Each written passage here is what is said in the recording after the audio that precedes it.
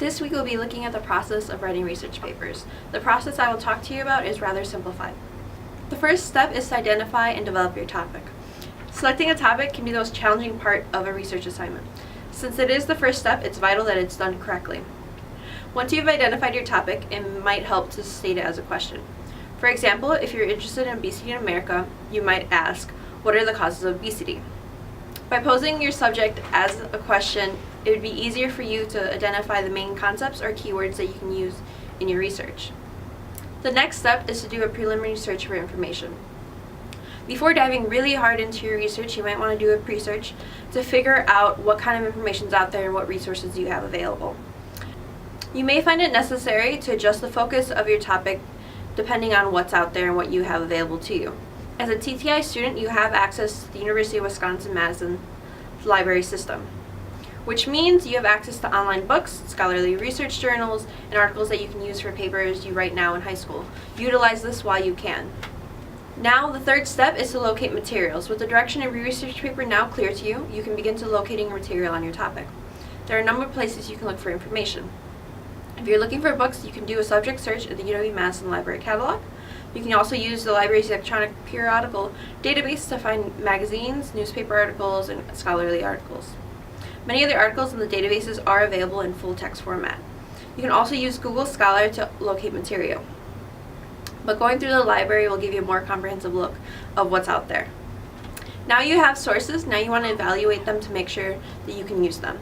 You want to look at the CARS checklist for information quality created by North Hennepin Community College for tips on evaluating the authority and the quality of information you have located.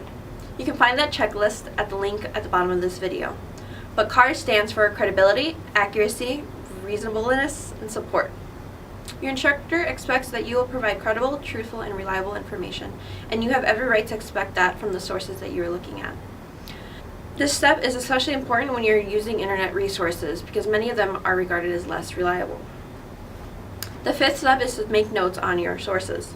Consult the resources you have chosen and note the information that will be useful for you in your paper. Be sure to document all sources you consult even if you aren't sure that you will use it. Make sure to make note of the author, title, publisher, URL, and any other information that will be needed later to help build your bibliography. Now that you have all of that, now you have to get down and write your paper. Begin by organizing the information that you have collected. Now write your rough draft. This step will help you organize your ideas and determine the form of your final paper. After this, you're going to revise your paper as many times as you need to create a final product that you are proud of. Now that you have written your paper, now you have to cite your sources properly. Give credit where credit is due. Cite your sources.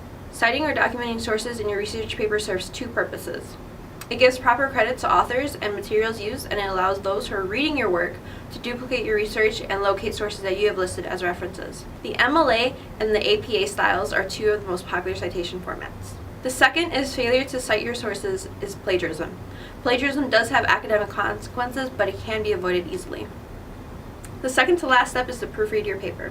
Read through the text and check for any errors in spelling, grammar, or punctuation. Make sure the sources you are using are cited properly and make sure the message you want to get across to the reader is clear.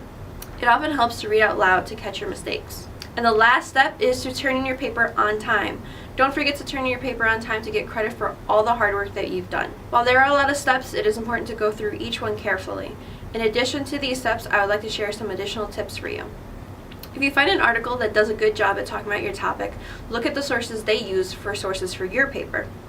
Don't do all these steps in one day. That puts a lot of pressure on you and it's just not fun.